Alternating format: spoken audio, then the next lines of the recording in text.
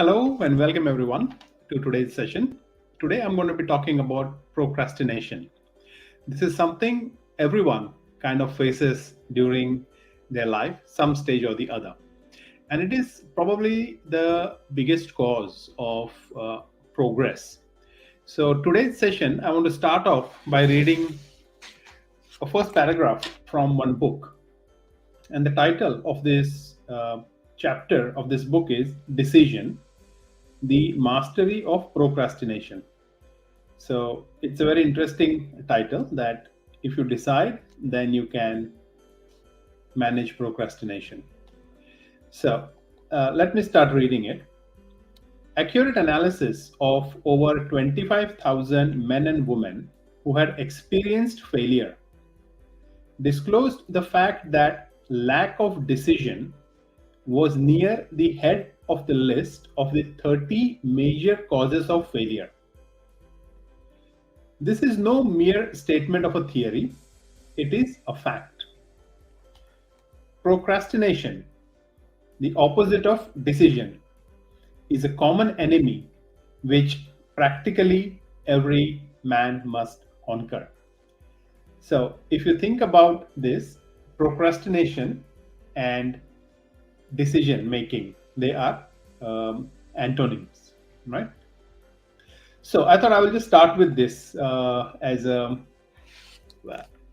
to start the session today with this reading, because it was quite an insightful thought when I read about it. Because we never think about procrastination as related to decision making. Okay, so in today's session, I'm going to cover four things. I will talk about what is procrastination, why do students procrastinate, and this is equally applicable to working professionals as well, how to manage procrastination, and what are some of the tools and techniques that are there to help you to go through this process. Okay, so the first point, what is procrastination?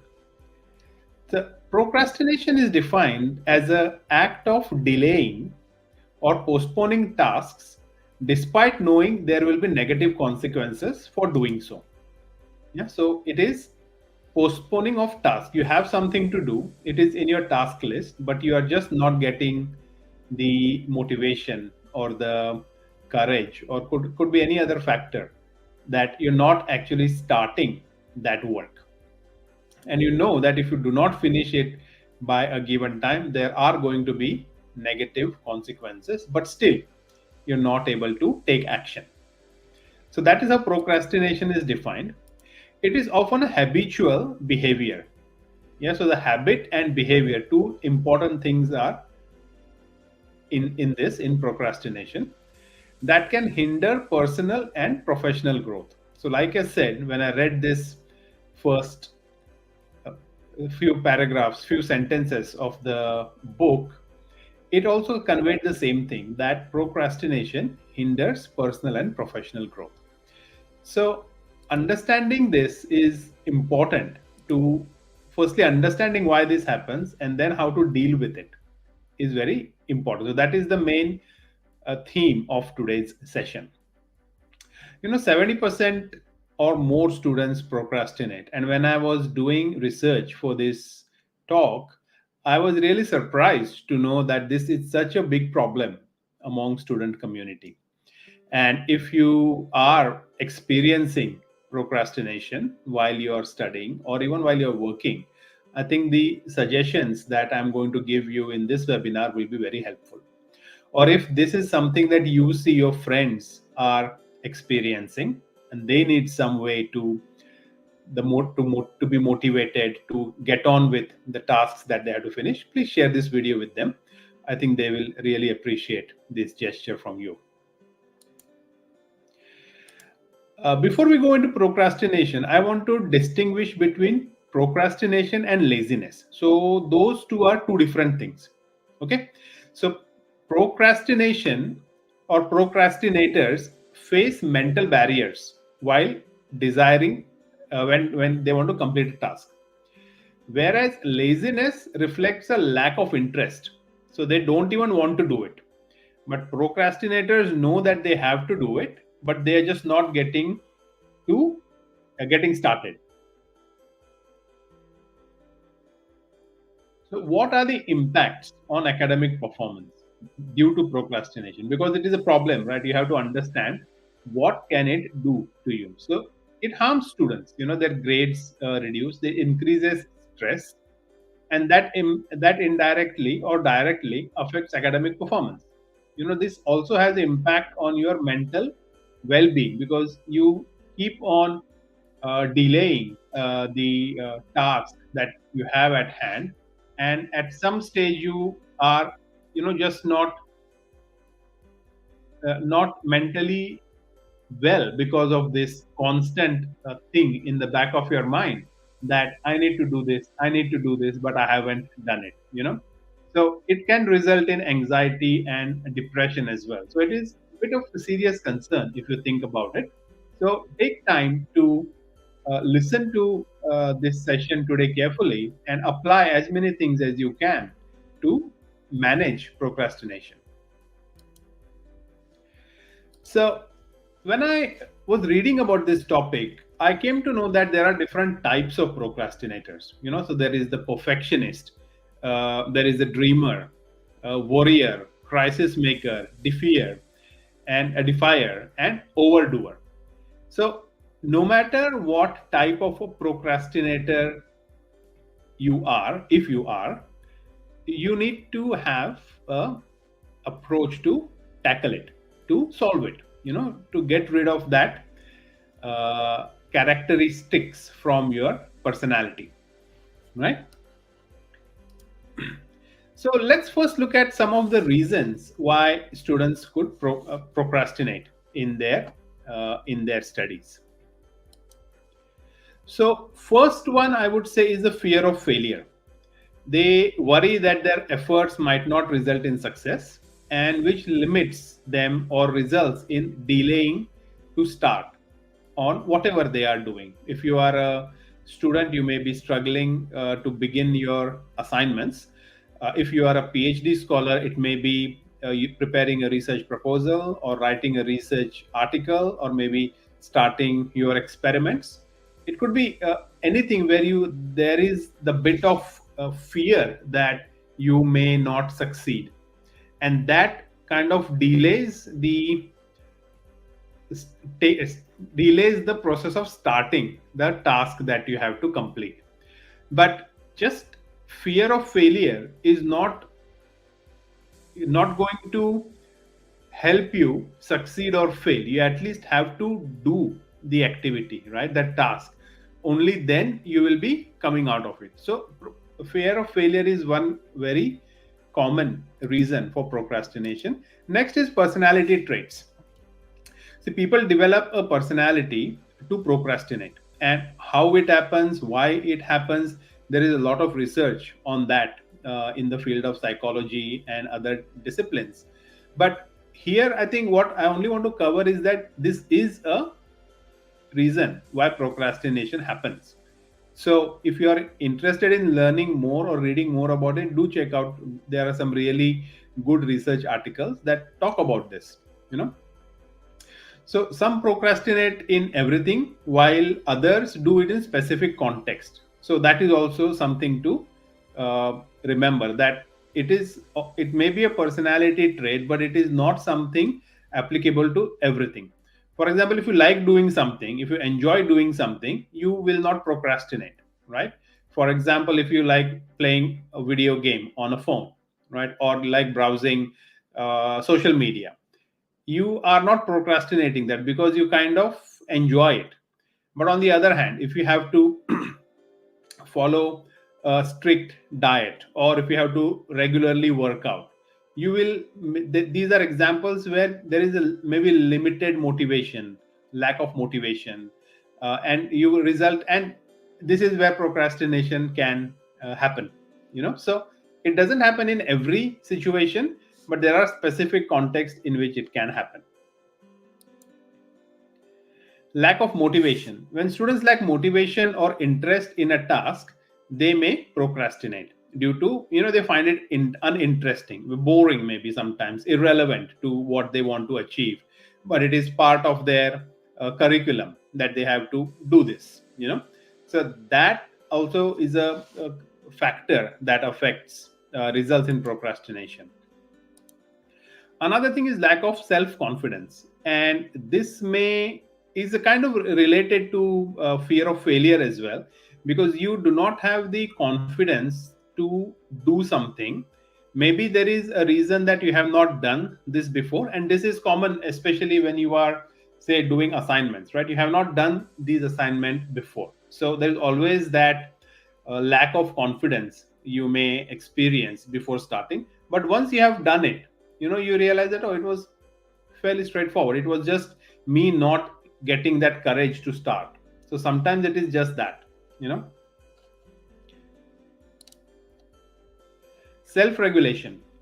Individuals sometimes struggle managing their learning and motivational process, so they get demotivated very quickly. They overthink a lot. Their creativity is kind of not helping them. There are many reasons, why this can happen. So one way is to manage your self regulation. So you have to take some concrete actions, and I will talk later on in the video today about the some of these solutions. But it is important to understand that self regulation, when you cannot self regulate, then it can result in procrastination. Next is perfectionism. See, perfectionist students may procrastinate due to fear of imperfection. They want to spend more and more time, or delay working on it, just thinking of what is it that they can do to make it perfect, instead of just getting started and doing the work, but instead thinking on what can that they will not be perfect. There is a mix, it's a combination of quite a few things here. It's just, first of all, it is a personality that a perfectionist wants to have everything very perfect, right? That's why perfectionist. Yeah. But it is also that lack of the getting started, and maybe overthinking a lot, that if I'm not able to do it perfectly, then what will happen, and that may be the result why they delay in their in starting the task. Sometimes it is the task characteristics. Maybe you perceive that it is going to be difficult or time consuming, or maybe you're not going to be getting the benefits or results out of that activity immediately. Maybe it is something long term that may benefit you, but in the short term you're not going to get anything useful. So this could also result in procrastination.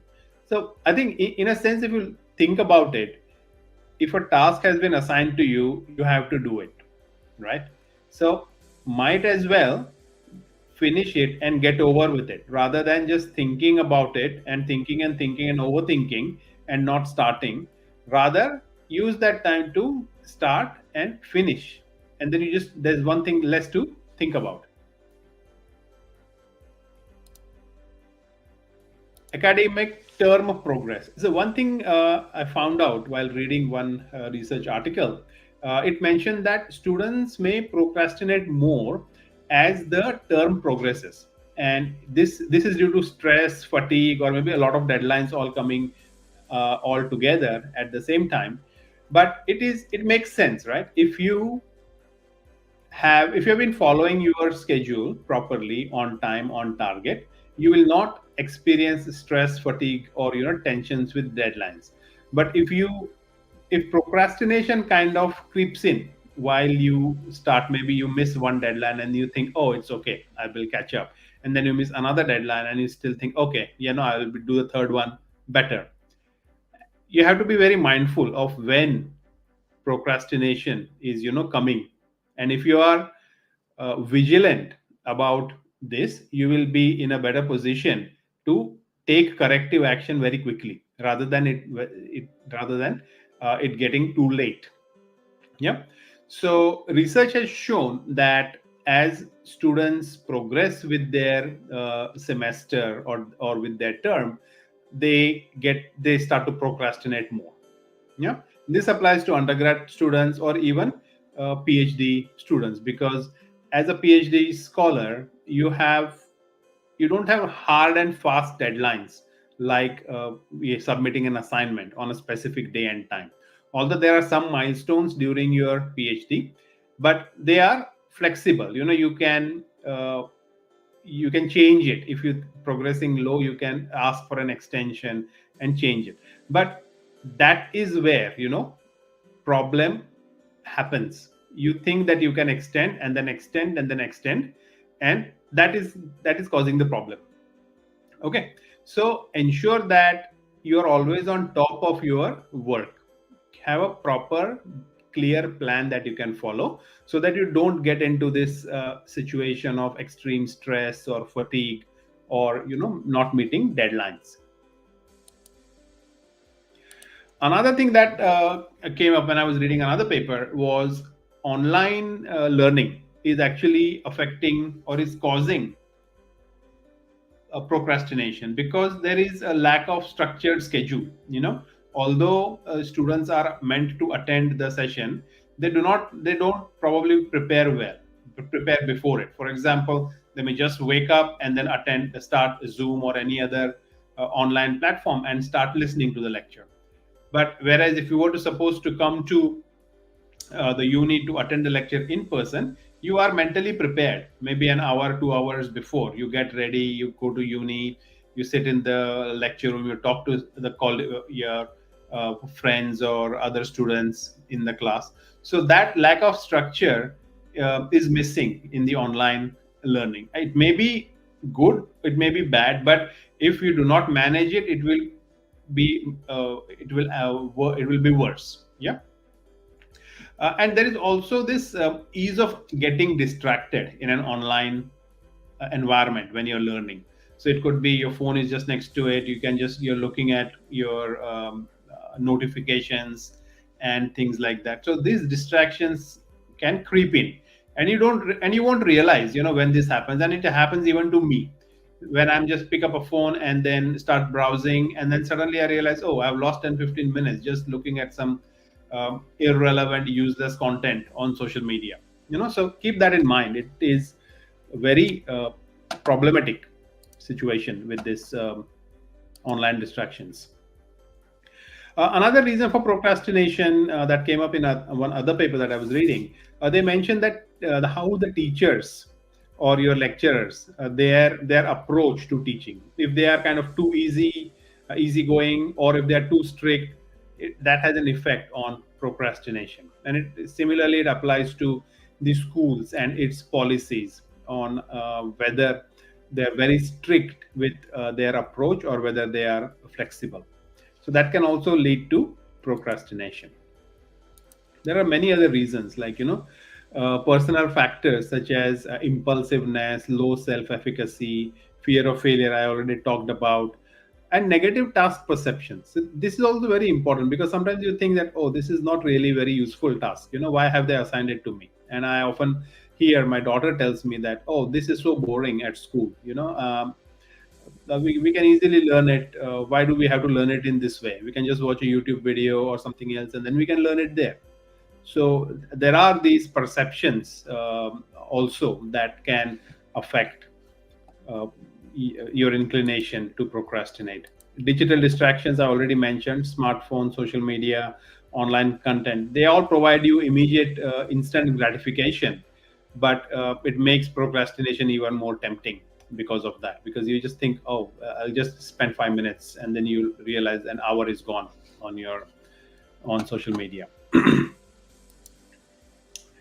So now that I have spoken a lot about all the reasons why we procrastinate, I mean, it's not only students, but even working professionals experience the same thing. If it is not an assignment, but for them it may be a project that they may be working on.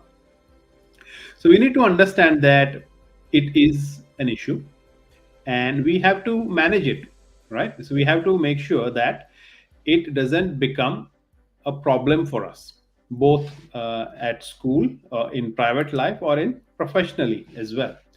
So conquering procrastination is very important, because it will affect your overall well-being. It will boost your overall well-being. Your job performance or academic success will improve because you're more focused on the things that matter rather than getting distracted with something else. And overall, you will feel much more satisfied and reduced levels of stress because of this, you know, because you have identified that this is a problem and you're taking active steps to deal with this issue, deal with this problem. So let's see what are some of the suggestions that I came across when I was researching this topic. One is self-regulation. So self-regulation means managing our own behavior, our emotions, and our thoughts, and inclining and aligning them with long-term goals. So if you value what you're doing and if you understand the importance of the task that you have at hand and how it will benefit you in the long run, I think that will give you that needed motivation to manage your time, manage your activities that you are doing, and you will approach manage procrastination that way. Next is to set realistic goals, achievable goals that provide you with a sense of direction and an accomplishment, that can motivate you further to take action. This is very important, having goals, and not just goals, but having a habit to follow or realize the goals that you have, the plan to a way to execute these goals to get to that end result. It's very important to so have clear manageable goals, and time management is again very important, and this comes up again and again. Overall, it's not just for procrastination. Time management is equally important for various other aspects in your life. Yeah, so you can use calendars, to-do lists to manage your time more productively, more effectively. Sometimes, taking a break also is important. You may be studying continuously or working continuously for a long time, and then you start feeling, oh, it's too much. I'm feeling a bit tired, and let me do it later. So that let me do it later is when procrastination is kind of creeping in. So take a break, maybe go for a walk or have a cup of tea, or just take a break, stretch yourself, and then come back. Don't let that momentum uh, go. Keep that momentum and that motivation going while you are working on something. Another thing that you can do is to simplify tasks. If you have a large assignment and you may be just not starting it because thinking that, oh, it's just too much, how can I begin? So let's take that large, big assignment, break it down into smaller pieces. So if you have to say, for example, you have to write a essay as part of your assessment or your assignment, you can say that, okay, let me first structure the assignment. It can have 5 sections, maybe introduction, the main body, some of the findings, the results, and so on. Yeah, conclusion. Break that down and then say, okay, maybe today I will work on the introduction of my assignment, and give that a small, that break that down. And it could be that you have to write 200 words for this assignment or this introduction, right? Break that down. Typically, every sentence should be 15 to 18 words long. Yeah. So if you take 15 words and you say you have to have 200 words in total, so how many sentences you need to write? So 15 times 10 is 150. Maybe 13 sentences you need to write. Okay. So you have broken that down again into another smaller manageable task. Now you have only 13 tasks, 13 sentences to finish. Now you pick up in the introduction, what is it that I want to write? Yeah, so you can make some idea, some structure, that I will talk about this, I'll talk about this, I'll talk about this. Maybe if you decide to talk about 4 things and you have 13 sentences to write, you can say every aspect of the introduction I will write 3 sentences. So you have broken that down even further. So simplify tasks like this, and once you do that, you will realize that you can gradually finish the small simplified tasks and overall complete the whole task. So once you do that, it will also reduce your anxiety. and it will make it easier to get that start. A lot of time procrastination is just not starting it, and once you start it, you are in the flow. You won't realize when you will how you finish it.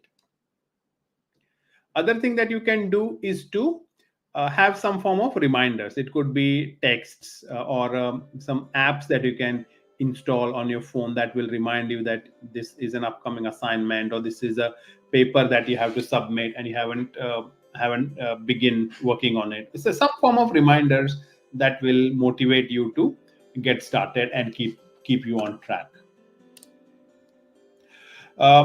Sometimes it is also a good idea to get some academic support. Students often delay who often delay starting to work may need some help, some form of a learning or coaching to tell them how to best manage their time or best manage the task that they have been assigned to give. And teachers can support this, or maybe within the university they may have some support system where students can go and learn some of these skills. Basically, I did talk about self regulation. So self regulation is a skill that you can build up. So take the appropriate training that you need. If teachers are to help you manage procrastination, what they can also do some things, like they maybe set up some quizzes instead of just Q&A. They could break up the large lesson into smaller, manageable pieces. Like what I've done in today's session, I've told you that these are the 4 things that I'm going to cover today. So that there are 4 bits of information that you're going to consume from this session. Sometimes it's good to have a one-on-one chat with the student. That kind of mentoring is also very essential for students who are lacking that motivation to kind of get started. So all these things can help you to move forward. Growth talks is another thing. Teachers can talk with students about managing time and work, help them grow and become independent, even build up some new habits within the students so that they do not go back to that old habits. So having building or setting up a new habit takes time, and that time is what is very crucial, very critical. Once you have a habit, I think maintaining that habit continuously, sooner or later it becomes a lifestyle. Yeah, so remember that it is very important to set the right habits. And as a teacher, as a coach, or as a mentor, it is I think it is our ethical duty to guide students who are experiencing this situation, and provide them with our experience, our advice for them to be a better person. Group counseling is another approach that can help students to deal with procrastination. It can help spot bad habits and give you some form of coaching or guidance in managing negative thoughts. Because one of the things that can result in procrastination, for example, fear of failure, it is a negative thought, right? So if you are provided training, mentoring or coaching on managing these aspects, you will become a better person. So don't be afraid of seeking counseling. It is for your own benefit to take this on. Willpower, this is again very important. It is crucial in resisting short-term temptations that lead to procrastination. So if you are a strong-willed person, if you have decided that I'm not going to use my mobile phone for the next 2 hours, you have to have that willpower within you. And it is something that builds up over time. It is not that you are born with it. It is a characteristic or a feature that you can build yourself through proper training. Or like yesterday's session, I spoke about growth mindset. So in growth mindset, one thing that the book talks about is you can acquire any skill provided you have the right training and you give it enough time. Yeah. So willpower is also the same thing. It is a skill that can be acquired. And if you think you are lacking this, take the right approach and learn, upskill yourself, and build up that the willpower within you. Another thing you could do is to seek professional support, and it is crucial to address, seek the right help when you need. If you think procrastination is actually becoming is affecting your mental well-being, so take professional help, see what they suggest, because I am in no way a professional in this space, but whatever I'm covering here is something that I have experienced myself, and I'm sharing my thoughts and my opinion on this matter. Okay, let's look at now some of the tools and techniques to manage procrastination. One of the very common technique that a lot of students and even professionals use is this called as Pomodoro technique. So in Pomodoro technique, what you're doing is you're working in a 25-minute slots. So you keep a timer for 25 minutes and you finish a specific task that you in that 25 minutes. Or if not finish a task, focus on a particular task for that 25 minutes, then take a short break. And then again, another 25-minute session and another short break. So this is a very helpful technique, and a lot of students and professionals use this technique because it gives you a very focused time to focus on and work on something. And that is very helpful because otherwise you do not have a track of what you are doing. So if you say that, oh, take your phone, keep a reminder for 25 minutes that you're going to work for 25 minutes, and you can actually see what you can achieve in that time. So it may be, for example, if you're writing something, right?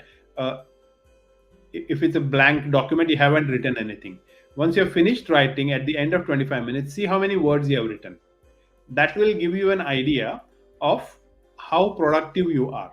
If you have written, say, 100 words in 25 minutes, and the introduction that you have to write for your assignment, for example, like I said earlier, is 200 words, you know that in another session of the Pomodoro, you will finish your introduction, right? So this is very important to understand and also track your progress. So it's a very important or a very useful technique. So do follow that. And there are so many videos on YouTube on how to about this technique on Pomodoro. So do check that out. Next thing is you can do is time blocking, which is allocating dedicated uninterrupted blocks of time, similar to what Pomodoro techniques does, for tasks that aid in maintaining focus and productivity. So in this case, if you're not following Pomodoro, time blocking could be, okay, I'm going to work for 30 minutes on something, or I'm going to work on 1 hour for something, and you are uninterrupted. You stop all potential distractions. Maybe go to your room, lock it, stop your phone, and just focus on the things that you want to do. One thing that I used to do while writing my thesis was I would select the research papers that I want to include in my study, in my research, and I will disable the internet, because internet is another major distraction. So if I know that I'm only going to get information from these 5 research papers, I will download and keep it ready the day before. So next day when I come and I'm in this time block that I have to read this research paper and summarize its findings in the first 25 minutes. So what I'm doing is I'm helping myself by removing all possible distractions around me. And this is very useful that way. So do that. There are many other apps as well that you can do for managing your time and dealing with procrastination. So for example, Trello is good for task management. Forest is good for maintaining focus. And Rescue Time is a time tracking app. There are many other apps like this. This is just a few examples that I have given here. So you can try some of these. A success story I want to discuss here is a person named as Tim Urban, who writes a blog called as Wait, But Why? Yeah, it's a very interesting blog. It talks about procrastination and how he manages it. So I suggest you have a look at this blog. This is the blog. And if you want to read this article, you can scan this QR code and open up that and read that article. It is quite interesting. It is a very good article to read. While preparing for this session, I came across quite a few research papers, but I have put two of them here. So you can do check that out if you are interested to read further. And the title of these papers are here, but just scan this QR code and it will take you to the paper directly. And there are a lot more information that is there on my blog on this topic. So do check out my blog as well. And in conclusion, some of the final thoughts for managing procrastination is, you can see I've identified 7 things here. But you can always mix and match whatever I have covered in the session today. So take small steps no matter what. I give you the example of how you can break down your assignment into small sections and focusing on one section at a time. So that is a small step that you can take to manage procrastination. Set clear goals, that I want to finish writing introduction section today. That is your clear goal. Create a routine, like every day I will spend 2 hours or 2 sessions, 2 Pomodoro sessions on writing up my assignments.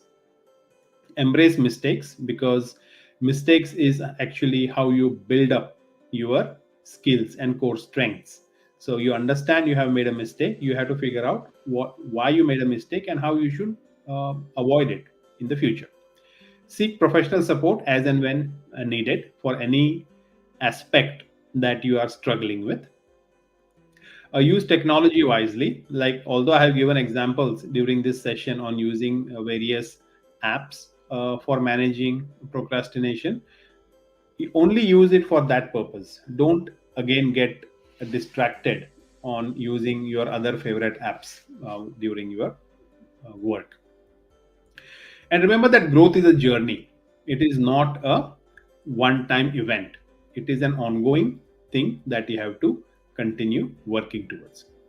Okay, so I hope this session was helpful to you all in managing procrastination and becoming a better person. All right, tomorrow I'll be talking about another interesting topic, which is persistence. So do join me in tomorrow's session again and learn the importance of persistence and how it helps to succeed in any endeavor that you take up in your life. All right, thank you all once again. I really appreciate your support. Do check all my other videos on YouTube on this topic, and please subscribe and share it with all your friends and colleagues. Thank you very much, and I'll see you tomorrow. Bye.